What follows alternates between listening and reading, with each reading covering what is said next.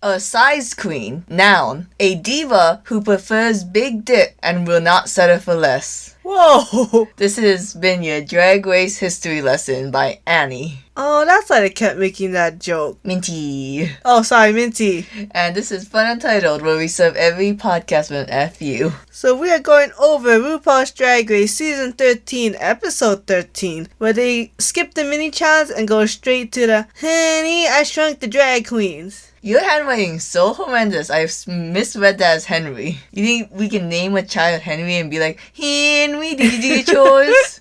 Henry, did you shrink the drag queens? Henry, I know you're a drag queen named Dominique. Whoa. Yeah, I know, it went full circle. But yeah, so every queen had to do an acting challenge where the main gimmick was that they had to go in front of a green screen. And I guess the roles that RuPaul assigned them to play was all like very reminiscent of the drag queens' personalities. One, why did they make a reference to such an obscure movie? That honey, that's the only rights they got. I don't know, it just seems weird. Like, that could have been better movies. And two, do you think they wanted the queens to pick roles that weren't towards them? Yeah, probably. Michelle Visage said something like that. Okay, Margarita was a smart one, and Brandy was the wisecracking one. If that was the case, I think Margarita was supposed to be Rosé. Because Rosé, I feel like, is the smarter one. Yeah. Simone is more like, sassy and wisecrack. This was, I don't care what the roles was given. Maybe it could have been better if we swapped them around. This has to be the worst acting challenge I've ever seen in a long time. Yeah, I didn't think it was very funny. It wasn't written very funny, and I don't think the queens acted big enough. Like, none of them really did it. Also, I don't get why they put some drag references. They should have put like a shit ton if you was going to do Honey, I Shrunk the Drag Queens. And make it in the workroom. Like, I know you have the Ben de la Creme lipstick, you have India Fair's boobs, and you reference Jujubee's The Library's Open, but then you did that turn by making her swear a lot. But I wish there was more because the script was really lackluster. I don't know why it was specifically India Fair. Oh, she's known for having giant boobs. I don't know if it's the biggest. I think a lot of queens have breastplates though. Yeah, but have you seen India Fair? You can't even see India Fair's face sometimes. Her boobs was that big. Okay, so let's go over the queens acting in the, movie and the runway look. Oats pockets. I don't know the reference. I don't know if I'm pronouncing it right. I can describe all the queens and save us some time. One-dimensional. Every single one of them. Well, okay, let's, go down the list. And we'll go down the list of the order of the runway. Okay. So, Simone was Margarita, the smart one. I just went over this. They like Simone's acting, but I did not. I think... See, it was weird because Michelle Visage was like, doing the acting, I thought you wasn't going further enough. But then doing the CGI, it all came together. And I was like, not really. She did the same thing. Like, if anything, you give the props to the editors then. Yeah. I feel like she got such a dirty edit this episode by being whiny all the time. You think she's whiny? Kind of. I had to give up my role even though I really wanted Dominic. I'm gonna complain literally every single time. Like, I gotta go act as a role I don't want. Do you think Simone would have done a better job as Dominic? Now, that's an interesting question. Who do you think should have gotten each role? Honestly, no, because she would have done that stupid voice for either of them. So I feel like that voice would have worked better for the villain. Oh. But I think in terms of who should have been Dominic, I thought it should have been Gottmik. Oh, why? Because I think Gottmik just kind of has that laugh and the makeup for a villain. Let's go with Cruella de Vil. Yeah.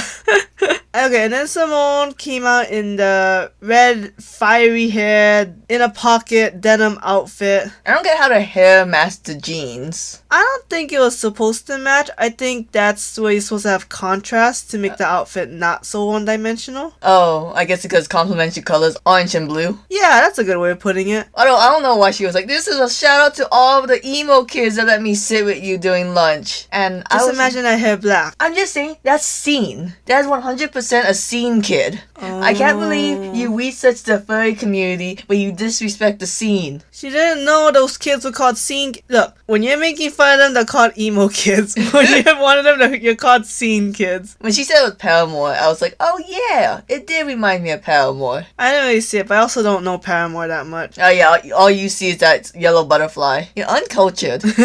And then we got to your little cute cinnamon roll, Olivia. Oh my god, Olivia. Olivia was ginger ale, the dumb one. That is the worst role, but also had the most lines. I don't get. Now this is just jumping a bit. I really think Rosé should have had, what was the dumb bitch name? Ginger ale. Ginger ale. Because if she has the most lines, we should give it to the queen who can memorize the most lines and is actually an actor. Yeah, I think so too. Because I didn't like Rosé as Brandy.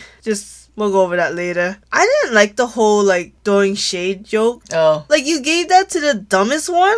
Yeah. That makes no sense. And I don't know. That's supposed to be oh, she's so dumb, but look at this mean side. And it's but this is just dumb. Especially when you censor it all. A lot of times when you just censor the whole joke, it's just not a joke. I just couldn't stand Olivia talking. She kept pausing every single time. You know? What if we go to the shade button? It's interesting because Olivia's character, and you know what? I didn't realize drag queens really put up a character until I seen this episode. Oh. How obvious it is. Olivia saw in the last episode, obviously, but Olivia's character would be so much better if Olivia was just more like Fred. You know what I mean? Stick with the diva. Oh. Stick with the polite diva persona than the cute, pure, innocent one. Yeah. Because that's a one-dimensional character, while you being the divalicious diva is more you and fleshed out. Oh, when we get to the whole critiques of what, the drag queens study about each other, I'm going to get into Olivia. Until then, we go on to my girl Rosé. Perfection in a can. Wait, we didn't go over Olivia's look. Oh, yeah, I'm sorry. Wow, she was wearing wallpaper. I don't know why you don't knock her on that. No, I thought it was a very beautiful look. I do admit that it didn't focus on the pockets as much as the other outfits did. But I thought she looked very beautiful and it didn't look like her normal look. Oh, wait, let's be weird. It was Olivia. She had the big hair. It was very pretty. Her outfit kind of looked like an X silhouette because it had giant shoulder sleeves. Yeah, I like that silhouette. And kind of she was mid-transformation of a Sailor Moon. You know what I mean? With the pink ribbon? Yes. Yeah. And then, you see, I can put my hands into these holes and they'll automatically pocket. I said I agreed that it didn't fit the theme as well, but it was beautiful. Literally, you only like the fabric choice. And the hair. Alright, can I go to what I'm excited on now? Oh, sure. No, if you have something more about Olivia to say. I thought it was interesting how I don't think Olivia's makeup was that great, but her makeup in general is okay. Okay. Maybe her hair, I kept looking at it, so maybe I looked at the face too much while looking at the hair. You should have looked at the diamonds. Okay, Rosé killed the challenge. I thought Rosé did okay. So Rosé was Brandy, the wisecracking, butch, straight man kind of character. I couldn't stand Rosé constantly doing the eyeball thing. Doing it once is okay, but doing it 3 times is a bit much. It's just so hard when you just saw Drag Race UK and you saw Bimini kill it with the physical comedy, and then you see Rosé just crossing her eyes and calling it a day. It's weird going from the best acting challenge of all of RuPaul Drag Race to the worst, maybe not the worst, but one of the worst acting challenges in RuPaul's Drag Race. Okay, a lot of the other challenges, they kind of did it early in the series, so yeah, of course they flopped. You had the filler queens, so McBitch or something like that. That was terrible. Oh yeah, that was that probably was or is considered the worst, but it had all the filler queens, so we let it go. What is that, season 11 or 9? No, it's 7. Yeah, because Katya was there. Yeah. But in this one, it's this is the final 5. What the fuck are we doing here? See, this is why I think a small cast does poorly in acting challenges. Because with a bigger cast, I think people have smaller times, but that is a lot of time and they can just go really big in it. Yeah. While this one, it's they really are looking for those peaks and valleys when you have more time. What I don't get about Rosé is that she's the only actor in the group right now. Right. Why did she take the smallest role? It's a good question. I guess it's interesting because a lot of episodes before this, they talked about how they wanted to show diversity, so they would choose a role that would, not be who they are. That's why Gottmik made that comment about Olivia picking Ginger Ale. Yeah. But I feel like in the end, they all just chose characters that they're comfortable with. Except Simone. No, she really wanted Dominique. I don't think Simone could have killed her as Dominique. I think they had, like you said, had to be given to Gottmik, or I would have loved to see Rose. Yeah. Oh, I don't know if I see Rose as Dominic. Well, I like to see Rose in a bigger role than just the butch lesbian. Yeah, Brandy was the smallest role. Yeah. But let's just say Rose won. And I like her outfit. F you, I like her little A dress. Okay, her runway look was this black and white mod 60s. I don't know what mod means. I meant to look it up, but I never did. I didn't like it. It was just a triangle shape. I just think it just looks poofy. I'm a slut. A slut for black and white, okay? I understand. And it was such an interesting silhouette. It's a triangle. It's like it's supposed to be the letter A. The dress is the top of the A, and your legs are the bottom of the A. It's a triangle. You're a triangle. I like the hair. She had a triangle on her tattoo on her arm. Did not notice. It's all coming together. And then we look it up, and it's not even a triangle. I always notice a goddamn tattoo on her arm. And yet you're not 100% sure what it is. Okay, then we go to Candy, who was Dominic. I was surprised Candy wasn't bigger. You know, like the clown one? Yeah. In like the first episode, or I guess the first real challenge episode, I felt like she was a lot bigger then. But for Dominic, she didn't have any of that energy. I'm just so glad the judges are finally pushing past the favoritism of Candy, which I know was hard for them, and actually gave her critique of, oh, you're just being yourself, and as much as we love you, we wanted to push you, and you didn't go anywhere. Well, they kept their favoritism when they let her win the lip sync. Spoilers. She did not win that lip sync. Okay, if you want to get into that, remind me to bring that up, because how Candy did her thing reminded me of Brita Filter, but I'll talk about that later in order. So we'll go into her runway look. Everyone compared it to Lala Ree ball look. It wasn't as bad as Lala Ree's. Oh god, it was a lot of similarities. Just a bunch of small bags. Yeah. I think she had a good idea. The execution was pretty poor though. Where do you think fell apart in the dress? Because at first I was like, oh, okay, yeah, Japanese Harajuku, I see it. But then like, she kept turning and I kept seeing her silhouette and I was like, oh no, this is an awful dress. I think it's just because it's just a straight up and down dress with no shape. And then the bodysuit underneath it just clashed with the patterns of the bags. And that hair did not help. The weird, lopsided hair. Yeah, because I'm like, that should be bigger. Because your outfit is Candy style. Is to just be a hole, right? Yes. Like, that's her thing. And that's fine. But she's just not very elevated. And I just think, like, her outfit needed to be bigger. Like, it almost looked like a Utica outfit, but Utica would have made it big. And, like, even though sometimes it's ugly, like her scarf look, at least it's something to look at and not, like, want to turn away from. But this was like, what the fuck? Real fast, Utica posted what she would have worn. She would have gone as a cowgirl with the face makeup like a cow, and then the entire pants was made out of pockets. It was ugly. But not as ugly as, Candy. I just wanted to say that. Don't disrespect my girl, Utica. I just don't understand the vision in Candy. Because at first, I couldn't even tell they were pockets. What's weird is that Aja is a queen known for her crazy fashions. Now, some of Aja's looks are very terrible. You know what? They did kind of look like Raja with the whole Japanese inspiration. Yeah, Aja does like the Harajuku stuff. Yeah. Raja's not a drag queen anymore, right? Aja. There's a Raja and an Aja. Oh, goddamn. Okay, who's the drag queen? Who's not? Aja is no longer a drag, I think. Raja is the one who does the Rupaul fashion photo review. I thought that was Raven. With Raven. Oh my god, I learn something new every day. Oh my god. I genuinely didn't know. There's this tweet that's like, Candy says this is a Japanese themed thing, and it's like, that's a hate crime.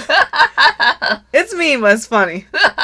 Some people are mean on Twitter. It's interesting on Twitter because it's like half the people hate Candy, half the people defend Candy. I did not see anyone defending Candy. I saw a lot of people just upset that the Nolly should have been up here in top 4. I don't know. we will cross that bridge later. Because why talk about could-have-beens when we can talk about Gottmik? So Gottmik was Chardonnay, the whiny one. I thought Gottmik did an okay job. Okay, I forget who's made this analogy, but Gottmik for me is always like, oh, I don't like what she's serving, but I see why people would like what she's serving, so I'm gonna give her a pass. Like, the whole, like, achoo, I'm Paris Hilton, achoo. I was like, you are irritating the shit out of me, but I understand why people would like this. It was okay. I thought, like, the sneezing thing, I thought she was gonna, like, throw her head back and forward so that her hair would go in front of her to show, like, a violent sneezing, but it wasn't. It was just a sneeze. To be fair, there's a lot of queens that would have butchered the sneeze of being like, achoo, like, really irritating. At least, like, the achoo was, like, funny, cute. Yeah, just a real sharp pain instead of a big cannonball of pain. Yeah. I think it would have been kind of funny if she's like, oh, I'm allergic to cats, I'm gonna sneeze, and then does like a really deep achoo. Just like one. I just need one. To be fair though, the people who do that jokes are cis men. Alright. Because they have the range to do that. Okay. Alright. You know what? Gottmik could do it. Maybe Gottmik got the range, but I think Gottmik's in somewhat of a disadvantage on doing that specific joke. Yeah, okay. I forget what I was going to say about Gottmik, but yeah, I just thought she was just doing her Paris Hilton the entire time. It did feel like that. This is the role Olivia should have picked. Oh, you think so? Because Olivia can do the high-pitched, whiny voice. Oh, and yeah. it would have been different for her. Yeah. But whatever. And then Gottmik. She was safe. Well, her runway look was the whole flashing of the watches, which I think is super funny. So friggin' funny. Like, I just love it when, like, the cape reveal is so clever to the costume. Yeah, and I don't know why, I just wasn't expecting it. Yeah, me neither. I was like, okay, she's coming out in a trench coat. I can't imagine what this is. Oh my god, it's my favorite joke as a child.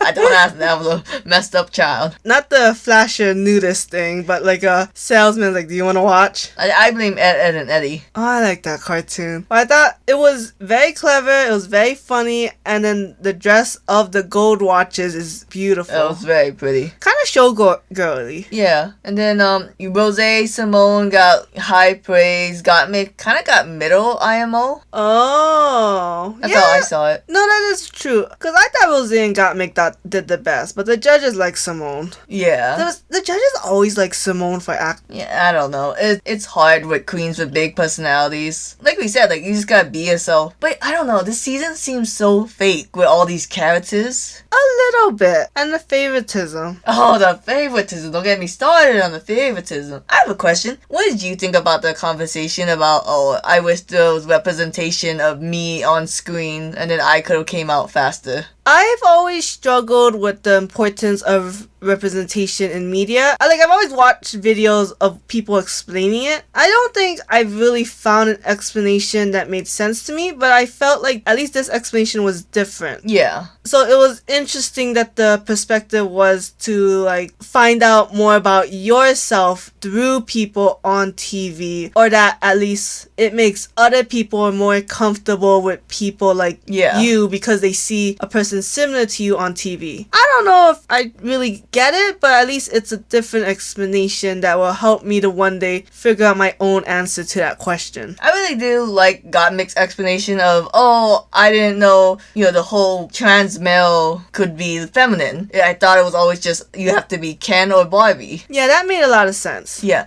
and this is personally as a non-binary person and ace. Well, for the longest time, I didn't know I was non-binary. I thought I was just very uncomfortable being called a woman by, like, the waiters, by my all-girls school, yada yada. And I didn't really care about genders. Like, when we was little, I was like, oh, I want to be Fred from Scooby-Doo. I don't want to be Velma or Daphne. I want to be the guy. And I didn't understand that. I thought I was just a weird kid. And then I go on Tumblr, and then I actually meet someone, non-binary, and I'm like, oh, that makes so much sense now. So I think for me, representation isn't as important as it is to, like, gay people who, like, their entire identity is around being gay. But for me, I'm like, yeah, I don't care really if people don't see me as non-binary. That's just, you know, not what society's ready for yet, so I'll wait. So I thought this was an interesting conversation. But you know, it is kind of nice to have representation because I feel like so many shows are still stuck with like old jokes or outdated jokes or like stereotypes from the 50s. See, okay, I wouldn't mind stereotypes from the 50s if we kept our bedrooms apart in the bed. You know what I mean? Like, the Mr. and the Mrs. bed should be apart if we're going to keep these values from the 50s. No, I mean, the idea is like, yeah, those are fine if we were still doing them. Yes. But they're not fine. So at least representation at least shows an idea of progress. Of acknowledgement of who's out in the world. Yeah. Anyways, that's just the rep talk. Now we get to the bottom two. Candy versus Olivia. Okay, sorry, real quick, I want to talk about, what did you think about all the queens picking Olivia as like the one they thought should go home? Okay, you can clearly tell that everyone has a favoritism towards Candy. Because when people are like, I feel like a lot of people change. Like, I'm not the same person I was when I entered the workroom. Olivia still is. And I'm like, bitch, how did Candy change? How did Simone change? Like, maybe they changed a lot off, you know, camera and they don't talk about it. But I'm like, I feel like Candy's still being a basic asshole she was from day one. Candy is physically unable to take critiques. She will literally have a panic attack if she gets bad critiques. And then like, how can you say she changed and developed? Meanwhile, Olivia is friggin' trying and she comes out with better outfits than Candy like every week. But you know, there's that weird other side of the coin. Yeah. Where Rosé was like, oh, Olivia, it's cute that you want to come here and explore, but we didn't come here to do that. And it's like, so half of you guys want to change, because like Gottmik changed a lot. Because yes. She talks about how like, I didn't think I could do this, which a lot of it is comedy and roasting, and like now she's like, I think I can do this. And she says that like every week. I didn't think I could dance, but I did dance. I didn't think I could roast, I did roast. I didn't think I could act, yada yada. Yeah, which I think is great, because it's like watching a queen go from their regular season and then being like a phenomenal star on All Stars. You know, Tatiana, Detox, Katya, Bella de Creme. That is the things you look for. So also, Michelle Visage specifically said, I'm here to help you become a better drag queen. So it's like, you are supposed to change. You are supposed to be challenging yourself and evolving. I usually agree with whatever Rosé says, but in this Untucked, I hated everything Rosé said to Olivia. And I just think Rosé does not like Olivia, because Rosé has talked shit about Olivia since episode 1. Oh, she has? Yeah, because Rosé was like, I met Olivia when she just started drag. It was like 2 years ago, so Olivia hasn't been doing drag that long, so she does not belong in this competition. I don't know, they keep shitting on younger queens when like Aquaria did fine. Yeah, Aquaria won and she was like 19. Even Tyra Sanchez was like 19 when she won. Yeah, and even Bibini in the UK, she came in rusty and then she killed it in the second half. Yeah, there's a lot of queens who've only been doing it for a very short amount of time. And Olivia's hairs are great, her makeup is great, her outfits are fantastic. Maybe she can't get out of her comfort zone, but that's not necessarily an age-related problem. Yeah. Or an experience-related problem. I don't know, I think Rosé is just on this high horse because, to be honest, she's been doing extremely well in this season and has never really gotten on the bottom except the makeover video, which was somewhat her fault, but also somewhat Tina's fault. I also think maybe the queens they're either really attached to Candy or they honestly scared of Candy. I mean, look at Candy and Denali.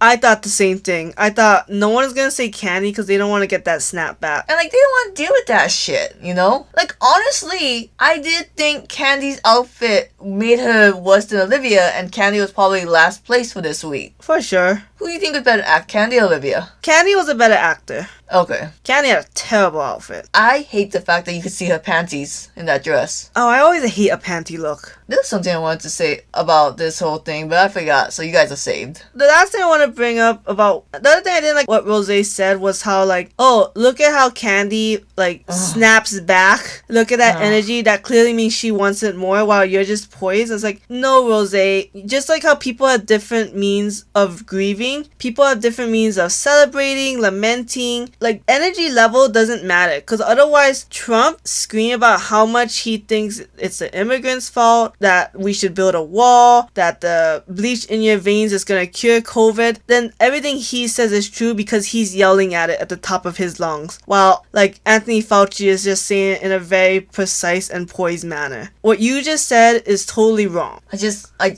I think it's just unfortunate because I say it over and over again, the editing in this season feels off to me. And the Rose saying, oh, at least Candy is willing to fight back, when that judge said, oh, I like how Candy snapped back. But then because the editing focuses on Candy snapping back because that's good drama, that's all we know Candy as, a person who keeps snapping back whenever she gets critiqued. You think Candy has too much of a villain edit? Not the worst, but I do think she's unfortunately a victim of the POC villain edit. Like, what's that one, season 4, Go Back to Party City? Oh, Fifi O'Hara. Fifi O'Hara, yeah. Oh, is the villain edit usually POC? Oh, okay, so yeah, someone who's more educated than me can tell you all the examples, but this season's example is that you have Utica and Candy, and Utica doesn't really get a villain edit. It's a, ooh, I'm so awkward, and meanwhile Candy just gets all the bitching edits. Oh, I don't know if I always agree with, like, edits is what ruin a person, because the footage is still there. They can't add the footage. Yeah. Maybe they can take out footage or change the order. I mean, you said what you said, and the edit is gonna make an interesting show. Thanks for the Tamisha Iman reference. Oh. There's another queen who's, I think it's Roxy Andrews, she came back from All Stars 2, who had this attitude of like, yeah, I was bitchy and I can't blame the edits because it's all true. Yeah. But, you know, edit aside, she's still on the bottom, and okay, this is what I don't care for. So, Candy versus Olivia to Stronger by Cher. Strong Enough by Cher. Fantastic song. I know, we should listen to that more. Anyways, okay, I think when the judges laugh at Candy pointing at Olivia, that was just like an antithesis. Not antithesis. What's the antonym of antithesis? Epitome. Epitome of the judges just laughing at anything Candy does. And when Candy did the whole glitter, when the song almost ended, I was like, why didn't you do that in the middle of the chorus? Did you only do that at the end because you got tired? And this is what I don't care for. The props and gimmicks in the lip sync is nice, but it's a gimmick that's carrying you. Like when Brita Filter did the little fireworks during Let It Go, I was like, alright, you didn't have to. I know this was your third lip sync, but it's just, we're not judging you on if you can do glitter. It is a cheap gimmick, and this gimmick didn't really match the song. It matched the outfit. It sucks when a dancer has to dance to a slow song though, because you can't really do flips and stuff. I'm sure if Elliot was here, she'd be able to figure it out. No, I'm telling you, this season, I don't think anyone did a flip. In season either 12 or season 11, you saw Brooklyn Heights and Yvie Oddly keep doing Circus Olay. In season 12, I don't think there was any dances. If there was any dances, I wouldn't have seen so many goddamn TikTok dances in the finale. Yeah, you know, to be fair, I don't think season 12 had very strong dances. Yeah, none of the lip syncs was anything to write home about. But then we got spoiled with All-Star 5. Oh, All-Star 5 is so good. Oh my god. Even like the contestants who went to Assassin was pretty good. Holy shit. And then we get season 13 where they did have a lot of dances, but in the end it's like, oh, all the dancers went home. What the fuck? Yeah, we just gotta see Jose kill it. Yeah, which by the way, still confused if the next episode's a finale or not. I think it is, but who knows? Because it's not called the grand finale, it's called Getting Lucky. But yeah, the fact that Candy was already saved in a double shantay when she should have lost makes me believe the judges are physically unable to send Candy home. I think it's more of a production decision than a talent decision. Okay, who do you think is gonna win? If it's gonna be a lip sync battle, I gotta say it's Rose because it looks like a music video challenge. Well, that's the final 4. Like we said, we don't know if it's gonna be down to the final 3 or 4. Okay. So if it's gonna be a lip sync, I would say Rose's gonna have it in the bag no matter what. If it's gonna be reliant on this music video, I think it'll be Gottmik. I think Gottmik will win no matter what because her outfits are fantastic. And she's gonna be dancing fantastic outfits while Rose's outfits are somewhat questionable. How dare you? I'm gonna grab all my tools and leave until you issue me an apology. You have tools? Yeah, my Rose tools. God, it took you a while. Bye.